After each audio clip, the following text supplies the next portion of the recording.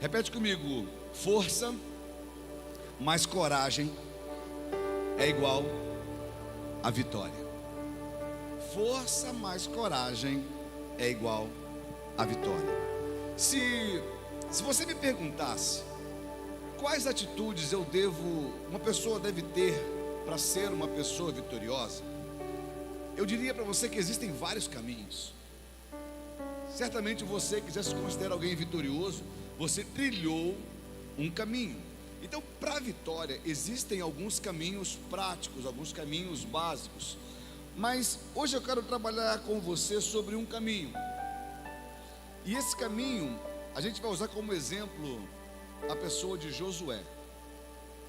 E eu quero ler com você um texto que está no livro de Josué, no capítulo 1, verso 6. A palavra do Senhor diz assim: seja forte e corajoso, porque você fará este povo herdar a terra que sob juramento prometi dar aos pais deles. Seja forte e corajoso, porque você fará este povo herdar a terra que sob juramento prometi dar aos pais deles. Deixa aí esse versículo. Deus, eu agradeço ao Senhor por esta palavra, agradeço ao Senhor pela oportunidade que o Senhor me concede de poder compartilhar essa palavra com a igreja. Peço que o Senhor fale aos nossos corações de um jeito muito especial esta noite. Usa, Pai amado, de misericórdia para com as nossas vidas e alimenta-nos com a Tua verdade, com a Tua palavra. Em nome de Jesus, amém e amém. Tira o versículo não, pode deixar. Sabe, esse texto foi escrito relatando a história da experiência que Josué teve com o Senhor. Moisés já era morto. Moisés guia um povo de mais de 1,5 milhão de pessoas pelo deserto, tira esse povo do Egito, passa pelo deserto, e à beira da terra prometida, ele recebe de Deus uma ordenança que ele não entraria na terra. Então, a partir dali, Moisés precisa levantar um sucessor.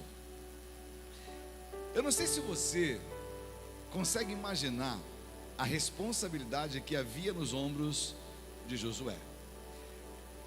Eu vou usar um exemplo prático aqui. É como se a igreja linda de domingo, lotada, como estava domingo passado e como eu sei que vai estar esse próximo domingo. É como se chegasse no meio do culto e eu e Janaína, a gente subisse aqui e falasse: olha gente, Deus tem nos chamado para uma outra missão, Deus tem nos chamado para um outro propósito, para um outro lugar. Deus tem nos levantado e tem nos direcionado a sair deste lugar e a cumprir uma outra missão numa das fileiras, mas não mais com vocês. E para isso, aprove o Senhor, me colocou no meu coração que eu deveria colocar no meu lugar Ercílio e Paloma. Como é que fica o coração quando ouve um negócio desse, Paloma? Eu vi bater daqui, ó. Eu imagino Josué recebendo do Senhor e de Moisés essa ordenança, da noite para o dia. Moisés sai e entra Josué. A primeira coisa que eu acho que fica na cabeça de alguém que ouve uma mensagem como essa é: será que eu vou tentar fazer igual? Eu vou conseguir fazer igual? Será que as pessoas elas vão conseguir me receber e aceitar assim como recebem Moisés? Será que Deus, Ele estaria comigo do mesmo jeito que estaria com Moisés? Eu fico imaginando que o coração de Josué deve ter ficado apertado, inquieto, porém obediente. Mas num desses momentos, logo no momento de chamamento, o Senhor aparece a Josué. E quando Ele aparece a Josué, Ele diz que: olha, foi eu que te levantei, sou eu que estou te chamando. E Deus, conhecendo o coração de Josué, Ele dá uma palavra nesse capítulo 6 para ele, dizendo o seguinte: olha Josué, seja forte e corajoso. Ele não estava dizendo: fique tranquilo que vai ser tudo de boa, porque para ser tudo de boa você não precisa nem ser forte nem ser corajoso. Porque para ser forte e para ser corajoso, a gente sabe que vai ter luta, a gente sabe que vai ter adversidade, a gente sabe que vai ter inimigo, a gente sabe que vai ter problema, a gente sabe que vai ter rebelião, a gente sabe que vai ter responsabilidade. E ele está dizendo: Josué, seja forte e corajoso. Por quê? Porque você fará esse povo herdar a terra que sob juramento eu prometi dar. O interessante é que a promessa do Senhor não foi para aqueles homens que estavam com Josué. Como assim, pastor? Não. O texto diz que sob juramento eu prometi dar essa terra a quem? Aos pais deles. Essa geração cresceu ouvindo dos seus pais que Deus tinha uma terra para eles que manava leite e mel. Mas ao mesmo tempo que eles ouviram isso dos ouvidos da boca dos seus pais, esses mesmos homens viram seus pais morrendo dia a dia sem colocar os pés dentro da promessa. Eu fico imaginando os filhos que caminharam juntamente com Moisés, vendo nos pais uma certeza de que Deus faria algo incrível, e também viu os pais partindo sem que se concluísse na vida deles a promessa. Há para mim, para você, uma certeza de que Deus sabe para onde está levando a gente, amém? Diz para quem está do seu lado: Deus sabe o que fazer de você. E os seus filhos vão olhar para você e vão perguntar: pai, mãe, por que a gente está na igreja? Seus filhos vão olhar para você e vão dizer: pai, por que você é tão dedicado assim? Pai, por que você faz isso? Pai, por que todo domingo a gente está lá? E vocês vão dizer para eles: olha, o Senhor colocou no meu coração uma certeza de vida eterna. A gente está caminhando para lá. Há um Deus que nos chamou para um propósito específico. Eu apenas disse sim, eu estou vendo Deus fazendo na minha vida. Seus filhos caminharão do seu lado durante toda a vida, e um dia seus filhos verão você partir, se Jesus não voltar até lá. Seus filhos dirão para os seus netos: olha, seu avô, a sua avó, ela tinha um propósito com Deus e me ensinou o mesmo caminho que hoje eu estou ensinando para vocês. Hoje eu guio a minha filha no caminho que o meu pai me ensinou. Hoje eu caminho na direção que o meu pai me apontou, e eu estou dizendo para minha filha: esse é o caminho, ande por ele. A missão de Josué nada mais é que continuar aquilo que Deus havia começado com Moisés na vida do povo que saiu do Egito. Mudou o líder, mudou o povo, mas o meu Deus não muda. A promessa é a mesma, a palavra é a mesma. Querido, diz para quem está do seu lado: Deus nunca erra. Não, Deus nunca erra. Quando Ele promete uma coisa, Ele sabe que aquilo tem um fundamento. Sabe, Deus estava preparando Josué para uma grande missão. Pode tirar agora o versículo. E a missão era conduzir o povo até a terra prometida. Após a morte de Moisés, Josué precisava de força e de coragem para enfrentar desafios, guerras e liderar um povo numeroso. Da mesma forma, Deus nos chama para avançar em fé, confiando nas suas promessas. O que gerava certeza no coração de Josué eram as promessas que Deus havia feito, e era por isso que ele caminhava. Esses dias eu conversei com uma pessoa, eu disse para ela o seguinte: olha, eu tenho uma palavra de Deus para você. Ela: pera, fala não, pastor. Foi, pegou o telefone: diz aí, que eu aprendi a anotar quando alguém me dá uma palavra de Deus. E eu quero te perguntar: quem aqui já recebeu uma palavra de Deus? Quem aqui já recebeu mais de 10 palavras? Eu te pergunto: você anotou todas? Porque se você não anotou, certamente você esqueceu a essência da palavra. Você deu mole. Porque um dia essa palavra vai acontecer, e possivelmente você possa dar o mérito para você mesmo e não para Deus.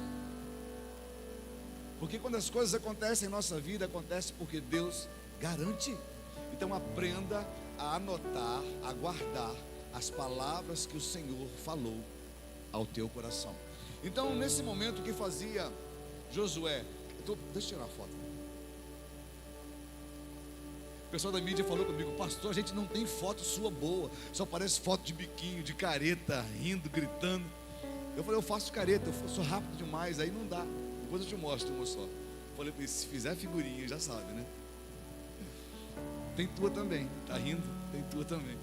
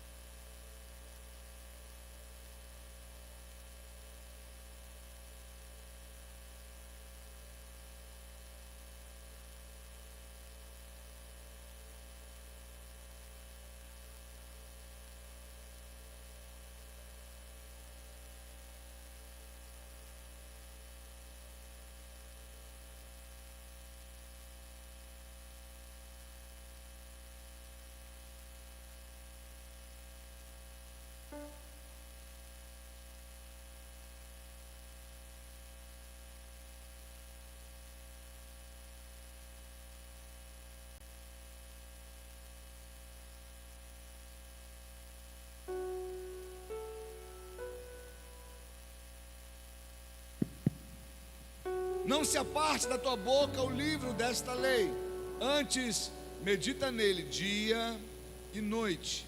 Pode colocar o primeiro slide. A força vem da palavra de Deus. O texto de Josué 1, capítulo 8, logo em seguida de quando ele recebe de Deus essa comissão, diz: não se aparte da tua boca o livro desta lei, antes medita nele dia e noite. Quando o Senhor diz para Josué: seja forte e corajoso, imagina Josué dizer: como?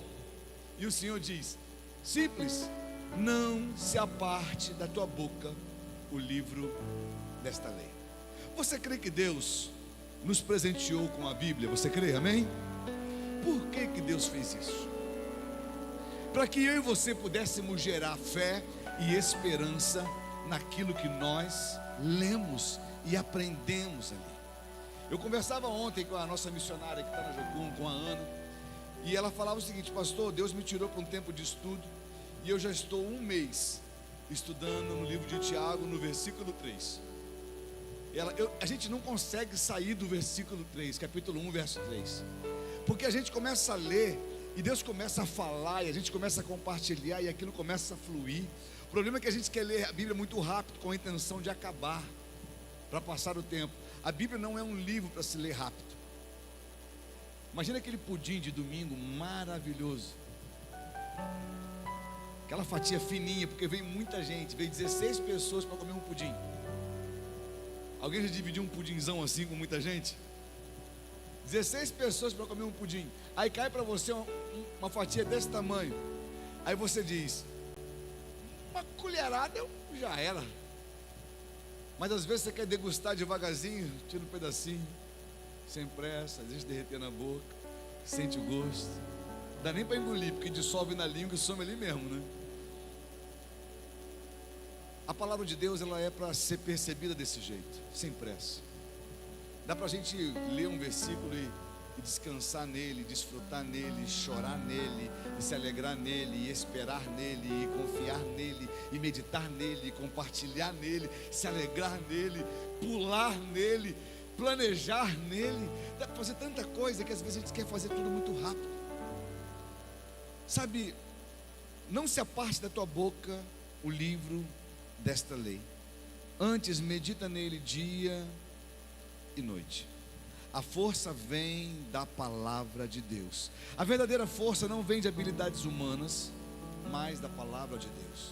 Sabe, quando eu digo que a verdadeira força, ela não vem de habilidades humanas, mas vem da palavra de Deus, porque às vezes você tem se cansado muito por tentar fazer as coisas na tua força, tentar fazer as coisas do seu jeito, tentar fazer as coisas conforme aquilo que você tanto deseja, mas empurrando. Querido, Deus não mandou você empurrar nada. Deus mandou você confiar nele, esperar nele, se alegrar nele. Quando você começa a desfrutar da palavra de Deus, você vai começar a entender que você está gastando muito tempo naquilo que não deve gastar. A gente está gastando muito tempo naquilo que não é para a gente fazer, e aquilo que é para fazer, às vezes a gente passa com um tempo tão rápido. Sabe qual é o segredo de uma vida vitoriosa? É entender que Jesus não te chamou para ser vencedor. Jesus te chamou para ser mais do que vencedor. E mais do que vencedor é receber o mérito da premiação sem precisar lutar. É gente querendo lutar contra a morte, mas Jesus já venceu a morte. É gente querendo lutar contra o diabo. A Bíblia não manda você lutar contra o diabo, ela manda você resistir. Consegue entender? É muito crente querendo fazer as coisas na força do seu próprio braço, mas precisa aprender a confiar em Deus.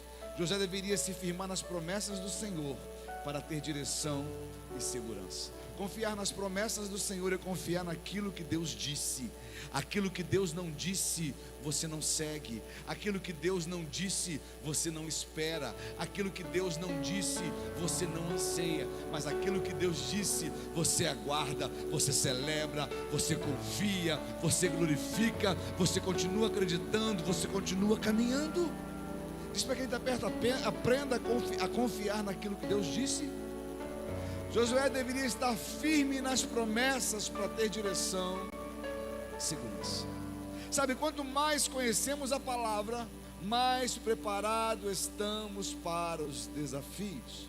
Quanto mais você conhece a palavra, mais você se comporta conforme as experiências da palavra. Alguém já se sentiu pequeno demais para um desafio grande? Alguém já viveu isso? Ah, mas eu sou tão pequeno e o desafio é tão grande. É nessa hora que você tem que olhar e falar assim, ó, mas grande não sou eu, grande é o tamanho do meu Deus, aquele que está comigo, aquele que eu descanso na sombra das suas asas, aquele que é o meu refúgio, aquele que é o meu escudo, aquele que é o meu libertador, aquele que é o meu juiz, aquele que é o meu Senhor, aquele que guarda a minha casa, aquele que guarda a minha vida, aquele que guarda a minha família. É meditar nessas palavras para começar a gerar no teu coração direção e segurança. Sabe, você tem buscado força na palavra de Deus ou na sua própria capacidade? Eu não sei se você já fez a seguinte oração, que de vez em quando eu faço: Senhor, eu não sei o que fazer, mas eu sei onde buscar. Eu sei que está no Senhor. Eu apresento para Deus a minha incapacidade, eu apresento para Deus a minha pequenez, eu apresento para Deus a minha limitação, eu apresento para Deus as minhas fraquezas, reconhecendo que tudo vem dele, tudo está nele, e eu espero tudo dele. Um dia nós estávamos aqui para terminar algumas coisas nesse templo antes da gente mudar. Eu já contei essa história. E faltava um dinheiro expressivo. E eu falei para a Jana, Jana, está faltando um dinheiro. A gente não, humanamente, a gente não vai conseguir fazer. E eu vou fazer um negócio. Aí ela, o quê? Eu vou fazer uma rifa do meu carro, para a gente poder levantar um dinheiro e a gente poder terminar o que tinha que terminar. E a gente vai andar de ônibus. E ela não tem problema nenhum. A gente sempre andou de ônibus. Isso não é problema pra gente. Eu falei, então vamos. Aí eu ouvi direitinho para começar a fazer a rifa do carro que eu tinha. Daqui a pouco eu acordei de manhã, fui ler um devocional. E o devocional contava a história de um povo. E esse povo, eu não lembro onde é que está, mas eu não lembro o texto que está, mas eu lembro da história. E esse povo precisava passar por um local de perigo. E foram pedir uma guarda para acompanhar esse povo. E Deus falou para o homem que estava conduzindo esse povo: esse é o meu povo, e o meu povo não precisa de guarda a não ser de mim. Sou eu que guardo meu povo. Para de querer guardar aquilo que eu tenho que guardar. Aí à noite, aquilo já começou a mexer comigo. À noite, numa reunião a gente estava fazendo um treinamento do grupo de oração. E nesse grupo de oração eu entrei junto com ela de enxerido no grupo. Tinha algumas pessoas que eu conhecia, e Deus me deu uma palavra para uma das pessoas desse grupo. E quando eu falava essa palavra, uma das pessoas desse grupo estava lá em Portugal. Chegou para mim: olha, pastor, você entrou aí, assim que você entrou, Deus me deu uma palavra para você. Eu falei: não, pode falar, eu recebo. E a pessoa: Deus manda te dar um recado. Eu não conheço a tua vida, não sei quem você é, nunca vi você, não sei nem onde é que é a tua igreja, mas o Senhor me dizia que você está para fazer algo muito grande. Gente, a gente estava preparando este lugar para a gente vir para cá. Olha só, Deus me mostra que você está fazendo algo muito grande, construindo algo muito grande. E nos últimos dias você está com medo daquilo que tem que fazer para terminar. E Deus me mostrava como se você estivesse dando um jeito para Deus. Deus manda te dizer: para. Deus não precisa do seu jeito. Ele manda te dizer: para de sustentar a noiva dele, porque ele é o responsável para sustentar a noiva dele. Apenas seja fiel naquilo que você deve fazer. Naquele dia eu olhei assim, eu pedi perdão, compartilhei o que eu queria fazer para poder dizer que a palavra era certa. E ela continuou dizendo: então pensa o seguinte, Deus manda te dizer que Ele vai surpreender você nos detalhes. Gente, isso era um mês antes de terminar a obra. Quando nós marcamos a inauguração, eu tenho um vídeo. Eu vou passar o vídeo de repente eu consigo passar domingo. Eu tenho um vídeo da gente, foi inaugurado esse espaço aqui no dia 20 de dezembro de 2020, aqui. E nesse dia, no dia 19, a gente saiu daqui 4h30 da manhã. E o chão ainda faltava pintar, as cadeiras não estavam no lugar, algumas coisas ainda, o data show ainda estava para configurar. E eu falei, a gente vai inaugurar do jeito que tá. No outro dia, 7 horas da manhã, a galera chegando para montar tudo. E eu tenho um vídeo de 11h30 da manhã, 11h30 da manhã, todas as cadeiras no lugar e o piso todo pintado, todo. Dia 20, 11h30 da manhã. E o pessoal pintando aquela parede lá do lado de fora de preto. Tinha que ser de preto, né? Pintando. E eu falei, Jesus da glória. Na maior correria, mas tinha um buraco, uma parte ali na frente de um portãozinho pequeno de entrada ali. Quando você for embora, você vai olhar. No chão tem uma parte de concreto, né? Um quadrado de concreto. E nesse dia, quando eu cheguei aqui por volta de 1h da tarde, eu cheguei pro pessoal, gente, a gente não concretou esse pedacinho, está com lama. Como é que o pessoal vai chegar na igreja e vai pisar na lama? Pastor, mas está tudo certo lá dentro, está tudo bom lá dentro. Eu falei, poxa, mas a gente não consegue botar um concreto aqui? Aí o pessoal, isso foi no sábado de tarde. O pessoal, não, pastor, acabou o cimento, acabou a brita, e agora está fechando o material de construção, não vai dar tempo de a gente pegar e colocar. Eu falei, poxa. A primeira impressão é que fica, e a primeira impressão, o pessoal vai chegar na igreja, passar pelo portãozinho, pisar na lama. Eu queria muito isso aqui concretado, mas como não dá, a gente bota uma tábua aqui em cima aqui e tal, para o pessoal não sujar o pé. Ficou acordado assim, e a gente continuou trabalhando aqui dentro. 5 horas da tarde, chega um rapaz que bateu o concreto aqui no altar, e ele estava desviado, e ele veio aqui 5 da tarde e fala, cara, como é que ficou a igreja? Inaugura amanhã, né? Eu falei, inaugura amanhã. Eu queria ver. Ele entrou aqui, já entrou chorando ali. Ele falou, não, amanhã eu venho na inauguração, né? E eu vou no altar, vou voltar para Jesus. Eu falei, amém, glória a Deus. E veio no altar mesmo, no outro dia. Na saída, quando ele estava entrando no carro, ele chegou para mim e falou, pastor, eu tenho que devolver o carro agora, e eu preciso lavar. Tem uma mangueirinha para poder lavar o carro ali, para não poder agarrar o concreto que ficou ali? Não, tem problema não, tem um lugarzinho que você pode jogar uma água aqui. Ele, mas sobrou um tiquinho, deve ter uma natinha de concreto ali, tem um lugarzinho para eu jogar? Aí eu, tem, né, pelo menos uma nata, né? Ele parou em cima. Quando ele abriu, o negócio fez assim, ó, e espalhou. Na saída você pode olhar por lá no chão, você vai ver um quadrado no chão assim, aonde Deus mostrou que Ele é fiel até nos pequenos detalhes. Eu quero dizer isso para você, que o Senhor conhece você. O Senhor conhece a tua história, Ele sabe exatamente o que você precisa e o que você não precisa. A gente tem buscado a Deus ou as nossas capacidades? A gente tem buscado a vontade de Deus ou apresentado para Ele o nosso plano frustrado? A gente tem pedido a direção de Deus, ou a gente tem dado para Deus uma direção que a gente acha que Ele deve ir conosco? Sabe, a coragem, a força, ela vem da palavra de Deus. E a coragem? Repete comigo, a coragem vem da presença de Deus. Você já reparou que o filho é muito bravo quando o pai está junto? Alguém já viveu isso? Quando o pai está junto, filho, quando acontece um rolo na escola, eu não sei se é do seu tempo, mas acontecia na escola um rolo, arrumava um tumulto, aí o menino já falava, você vai ver só, eu vou falar para quem? Eu vou contar tudo para o meu pai. Por quê? Porque a coragem, ela vem quando a presença está ali. A coragem vem da presença de Deus.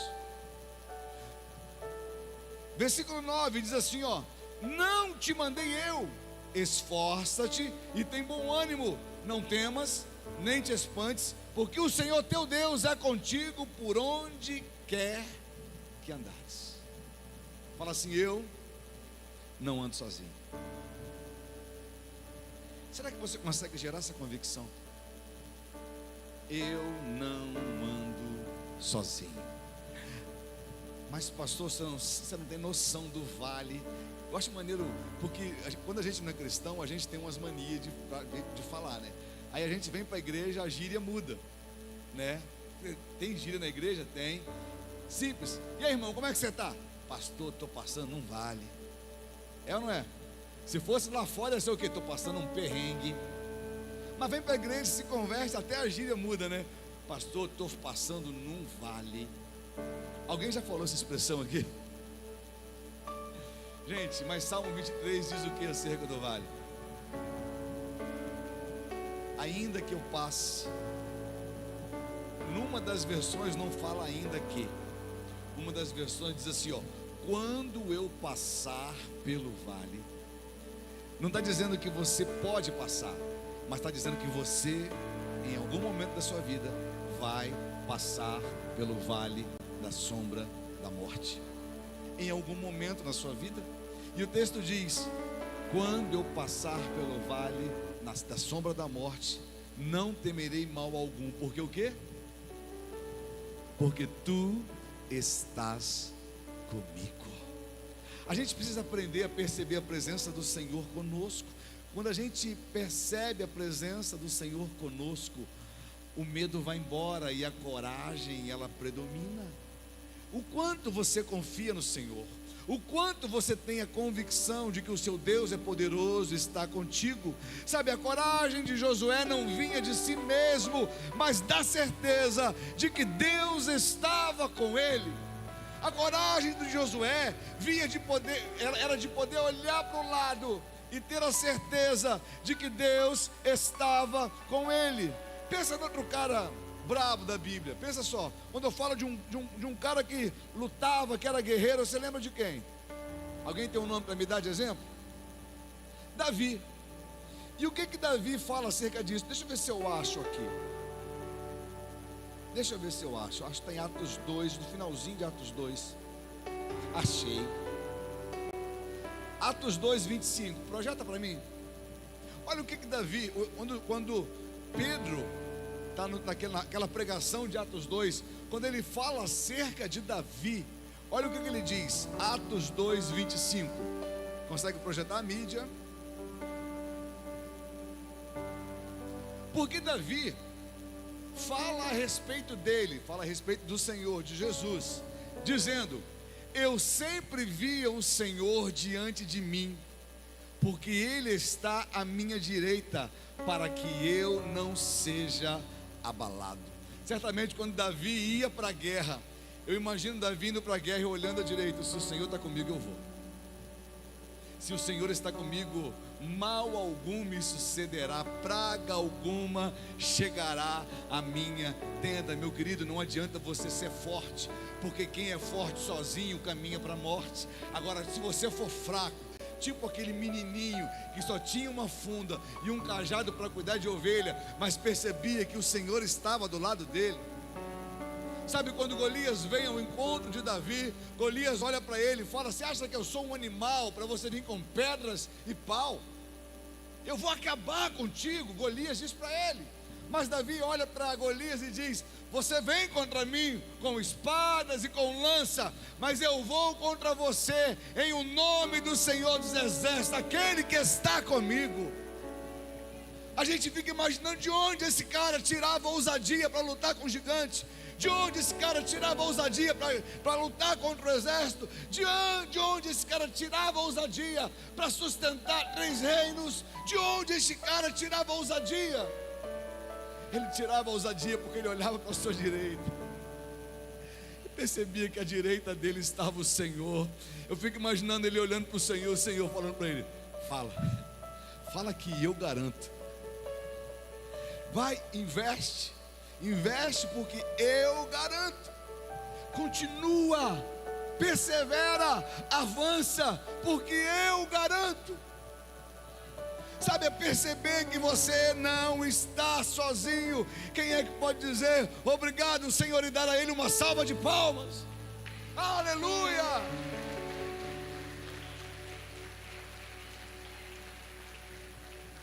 Sabe, a presença de Deus nos fortalece em tempos de incerteza e medo.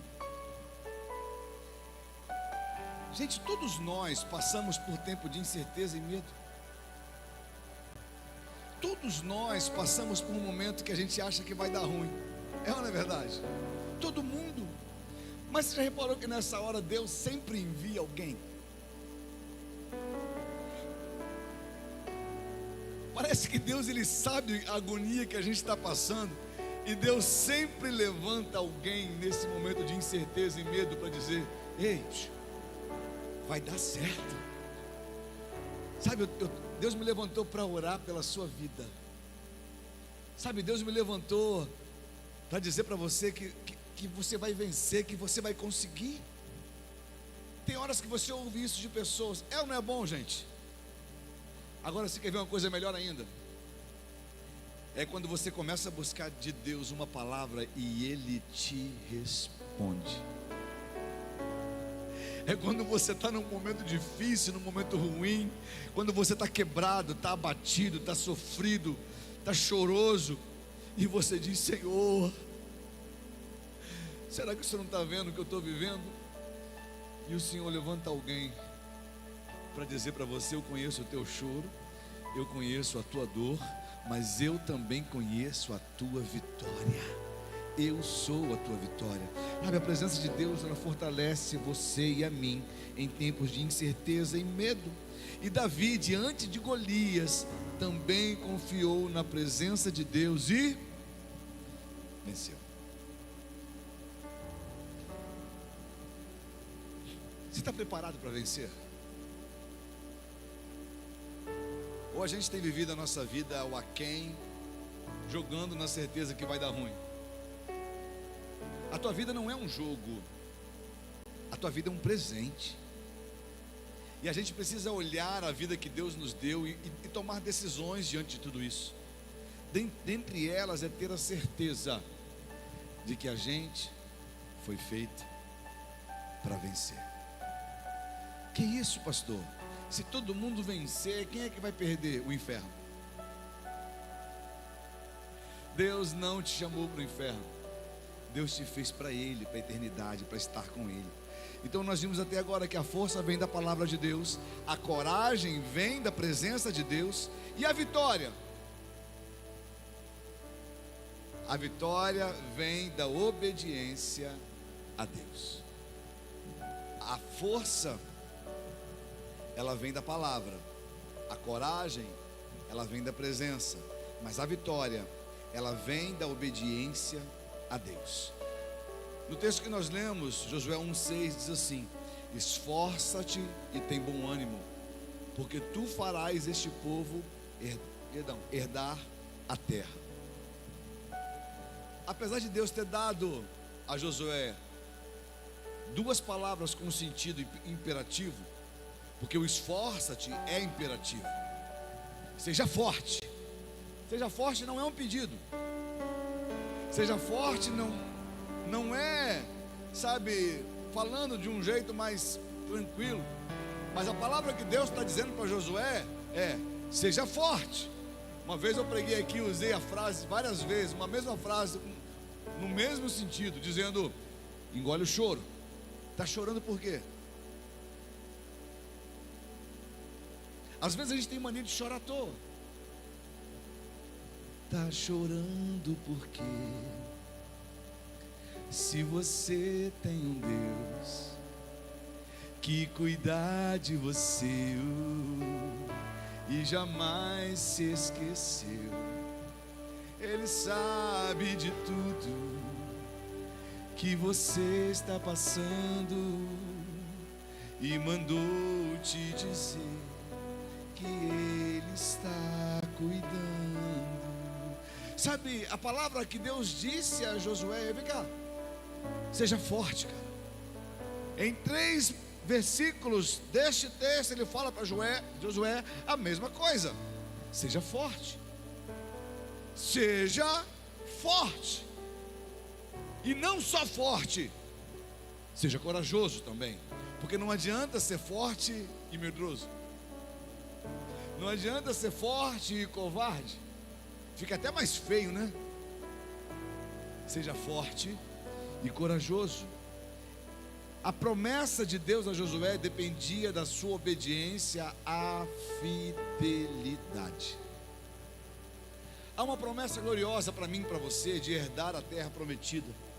Há uma promessa gloriosa para mim e para você de desfrutar do melhor desta terra, uma vida abundante, mas também de viver a vida eterna.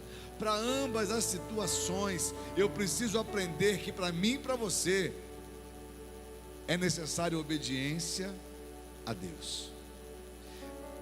A Bíblia ela é incrível e ela mostra a poesia do Jardim do Éden, a história do Jardim do Éden. E às vezes eu pergunto para você, qual foi o pecado que Adão cometeu no Jardim do Éden? Aí você vai me dizer rapidamente: comer do fruto. Gente, comer é pecado? Em excesso, sim. Glutonaria, né? Agora, comer para Adão não seria pecado se Deus não tivesse proibido aquilo que ele comeu. Então o pecado não foi comer. O pecado foi o quê? Desobedecer. E a desobediência, ela tem resultados terríveis. Ela gera morte, ela gera afastamento, ela gera perdas. O texto que nós estamos lendo, Deus ele dá para Josué uma ordem, uma direção, mas diz: guarda a palavra no teu coração, seja obediente a ela. Então a obediência, ela precedia a vitória. Você não precisa ser vitorioso para ser obediente, mas todo obediente é vitorioso. A promessa de Deus a Josué dependia da sua obediência, a sua fidelidade. Aconteceu algo aqui na igreja nessa semana, onde eu fiquei constrangido. Um casal procurou a gente e falou o seguinte: pastor, Deus tem falado. O marido, eu não ouvia Deus falar, até que eu estou há 3 meses ouvindo Deus falar comigo e é a mesma coisa. E a esposa chegou assim: pastor, e é verdade, eu estou do lado dele, eu estou vendo o que ele está passando, o que ele está vivendo, e eu não estou conseguindo resistir àquilo que ele está me dizendo. E eu só decidi fazer uma coisa, eu decidi ser obediente àquilo que ele está me mandando fazer. Eu conheço o casal, conheço a história, conheço das suas necessidades, conheço do coração, conheço daquilo que já experimentaram diante do Senhor. E aquele casal, ele me chama numa reunião, chamou eu e Jana numa reunião, e eu falei: tá, mas o que Deus está te pedindo? Aí ele pega a chave do carro dele, ele fala: Deus mandou entregar o meu carro para abençoar a igreja. Aí eu olhei assim: mas peraí, não, Deus mandou doar o meu carro para abençoar a igreja. Aí eu falei: mas por que você está fazendo isso? E eles: pastor, nosso coração está muito em paz. Não é para querer exigir nada de Deus, não é para querer fazer uma troca de alguma coisa de Deus, mas o nosso coração está tão satisfeito, está tão feliz, está tão grato. E a gente entendeu que é um meio que nós temos de agradecer a Deus por tudo aquilo que a gente tem vivido. Eu sei que tem muita coisa para poder investir, e está aqui meu carro. Na mesma hora, por conhecer a família, e eu pensei: eu vou dar um jeito desse pessoal levar isso e repensar, né? E quando eu pensei isso, a mulher me diz o seguinte: você não pode tirar da gente esse direito de adorar a Deus através daquilo que a gente crê. Eu te confesso que eu chorei. Eu falei: Senhor, eu queria rejeitar uma oferta que não era minha. Eles estão rejeitando para o Senhor. E eu falei para eles o seguinte: olha, então, já que a oferta é para o Senhor, vocês vão fazer isso no culto de domingo. E no domingo passado eles vieram e entregaram o carro e colocaram a chave no gasofilaço. Eu estou dizendo isso para você porque a obediência a Deus, para quem está vivendo, ela é incontestável. De repente você está aí e está dizendo assim: eu sou louco, eu não faria um negócio desse de jeito nenhum. Sim, lógico, você não faria. Deus não te pediu. Deus não falou ao teu coração. Você não teve a experiência que essa pessoa teve. Você não viveu o que eles estão vivendo. Quando acabou o culto, eu fui abraçá-los. Eles falaram: pastor, nosso coração está muito em paz. Descansa o coração. A nossa filha, ela está passando por alguns problemas, algumas enfermidades, mas a gente não fez isso para Deus abençoar a vida dela, não. A gente fez isso porque Deus tocou no nosso coração para fazer. E a gente está muito em paz com o que a gente está fazendo. Sabe, eu estou dizendo isso para você porque quando você é obediente, as pessoas à sua volta podem não acreditar naquilo que você está fazendo. As pessoas que caminham contigo podem olhar para você e falar: cara, para que você vai fazer isso? Mas certamente Satanás usaria a voz até de pessoas próximas para dizer para você que obedecer não é a melhor opção. Foi isso que a serpente fez com Eva. Era loucura, cara.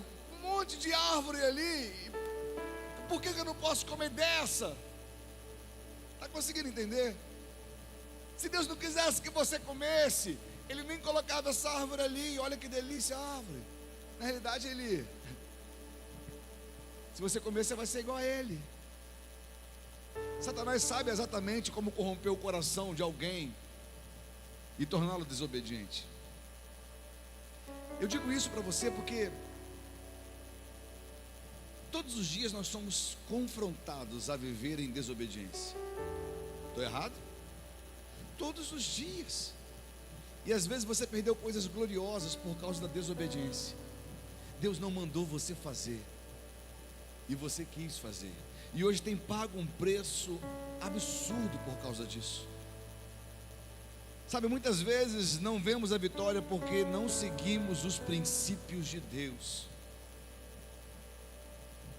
Eu vi um pastor falando um tempo atrás, o pastor Rodrigo, que esteve aqui pregando. Eu vi ele pregando na igreja dele,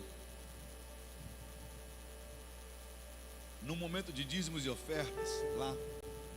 E ele contou a história de um rapaz que chegou para ele e falou o seguinte: pastor, eu queria que você orasse para Deus me fazer próspero. Ele olhou para o pastor e falou: cara, eu posso até orar por você, mas para você ser próspero não tem nada a ver com oração, tem a ver com fidelidade. Não tem nada a ver com oração. Existem coisas que se resolvem com oração, mas na Bíblia prosperidade não é resolvida com oração, tem a ver com fidelidade.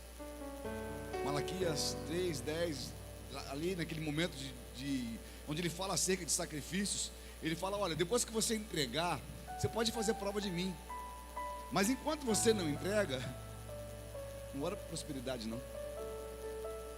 Enquanto você não aprendeu a entregar, porque é um princípio, é bíblico. Tem gente que gosta só do Senhor é meu pastor e nada me faltará, mas do trazei a gente recua. Está conseguindo entender o que eu estou falando, gente? Eu estou falando que existem vitórias na sua vida que só vão acontecer com a obediência. Não adianta. Tem gente que está aqui dizendo: poxa, minha vida está um ciclo, sempre a mesma coisa, a mesma coisa, a mesma coisa, a mesma coisa. Teve uma vez uma pessoa que chegou para mim e falou: pastor, estou mal de novo. E eu perguntei: cara, de novo? Sim, de novo. E eu perguntei: mas você continua no tigrinho e não entregando o seu dízimo? O cara gasta todo o dinheiro com tigrinho, mas na hora de entregar no altar, ele fala: não dou meu dinheiro para pastor. Você não está dando teu dinheiro para mim não, filho. Não entrega no altar, mas entrega para o diabo. E está igual um trouxa sendo enrolado. Sabe, numa hora dessa não adianta orar por prosperidade sem cumprir princípio. Não vai acontecer. Não vai acontecer. Muitas vezes a gente não vê a vitória porque a gente não segue princípios. A gente não segue princípios em casa. A gente não segue princípios no relacionamento, marido e mulher, pais e filhos. A gente não segue princípios básicos de obediência. Amar a Deus acima de todas as coisas, ao próximo como a ti mesmo. A vitória ela só vem após a atitude de obediência. A obediência gera frutos duradouros e nos leva à conquista do que Deus nos prometeu. Aprenda isso, a tua obediência, ela gera frutos duradouros. O teu jeitinho promove até frutos temporários. A gente dá um jeitinho para Deus, para querer comer um fruto na hora. E Deus está te perguntando: você quer uma maçã ou uma macieira? Você quer uma manga ou uma mangueira? Às vezes a gente está tão apegado àquilo que é temporal e abre mão daquilo que é eterno.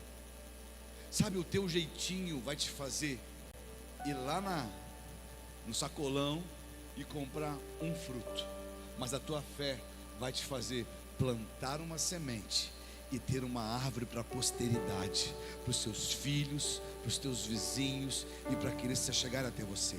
A obediência a Deus, ela não gera nada momentâneo, mas ela geram frutos duradouros com princípios eternos. E a pergunta que eu te faço hoje: você está disposto a obedecer mesmo quando tudo parece difícil ou desafiador?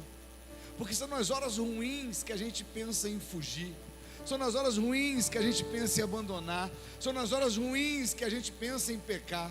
É tão interessante porque quando tudo está bom, a gente fala: graças a Deus, Deus está comigo.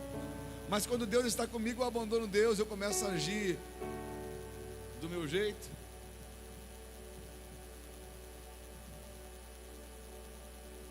Nessa minha caminhada pastoral, e eu vi que os momentos onde as pessoas estavam mais apegadas a Deus, nos seus piores momentos. É ou não é? Você já viu alguém muito bem com saúde, bem com a família, bem financeiramente? Você já viu essa pessoa dizer assim, sem ser para o encontro com Deus: gente, eu vou fazer 21 dias de jejum. Mas qual o propósito? Não, é por amor. Sério, mas não tem nenhuma causa? Não, é uma entrega.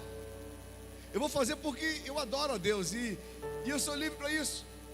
A pessoa faz isso quando está bem?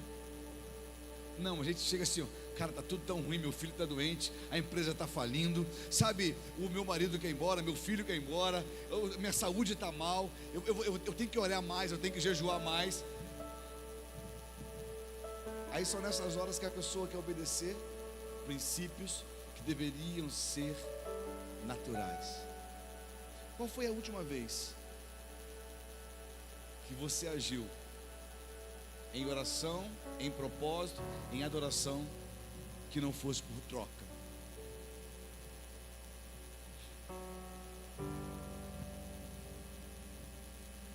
Campanha de oração para você receber algo de Deus é barganha, troca. Agora, para você entregar a Deus como sacrifício, é adoração. Deus não tem problema nenhum em nos abençoar nos momentos difíceis, mas Deus, Ele quer saber se você está com Ele nos momentos bons também. Porque eu já vi gente fazer campanha para arrumar emprego, orar, entregar o dízimo até do seguro-desemprego, mas quando conseguiu o emprego, parou de vir aos cultos, parou de entregar o seu dízimo, parou de adorar, porque já foi abençoado. E eu te pergunto: esse fruto, ele é temporal ou ele é eterno? Temporal. A gente precisa aprender a gerar no Senhor frutos eternos, e esses frutos eternos são gerados em obediência, e a gente precisa estar disposto a obedecer a Deus quando tudo está difícil. O ministério de louvor pode subir. Sabe, assim como Josué, você foi chamado a confiar em Deus. Fala assim: só você que recebeu essa palavra. Se você não recebeu, não precisa falar não, tá? Fala assim: eu aprendi que eu preciso confiar em Deus para avançar. Porque pensa só, passando o que você está passando, vivendo o que você está vivendo, se você não confiasse em Deus, você ainda estava de pé? Me diz se as lutas contrárias não têm sido diárias sobre a sua vida, se as afrontas te encontram mesmo quando você está escondido. Apesar de tudo isso, você pode dizer: Deus tem me ajudado. Sabe, a força vem da palavra, a coragem da presença, mas a vitória, ela vem da obediência a Deus. E obedecer a Deus é dizer não para o pecado. Obedecer a Deus é dizer não para a preguiça. Você sabia que preguiça é pecado também? Que isso, pastor? Tem um texto lá em Provérbios que diz que Deus não tem parte com o preguiçoso. Que isso, Senhor da glória. Já tem gente aí querendo orar, já pedindo perdão pela preguiça. Deus não tem parte com o preguiçoso. Sabe, a coragem vem da presença e a vitória vem da obediência. Não permita que o medo impeça você de viver os planos de Deus. Não permita que o medo de estar sozinho te impeça de caminhar. Não permita que a desobediência gere a você derrota. Decida hoje, abrigar a palavra do Senhor no seu coração, perceber que Ele está do seu lado e obedecer ao Senhor naquilo que Ele está te propondo. Talvez você tenha vindo aqui nesta noite dizendo: pastor, estou cansado já. Eu estou cansado de lutar e perdendo quase. Eu estou cansado de receber e não reter. Parece como água, vaza tudo por entre os dedos. Eu trabalho um mês inteiro, recebo no dia 1, no dia 3. Já estou torcendo para ser dia 30. E o ano passa rapidinho. E eu não consegui construir absolutamente nada. Meu querido, Deus trouxe você aqui nesta noite porque a promessa para a igreja dele é que ela seria vitoriosa. Amém?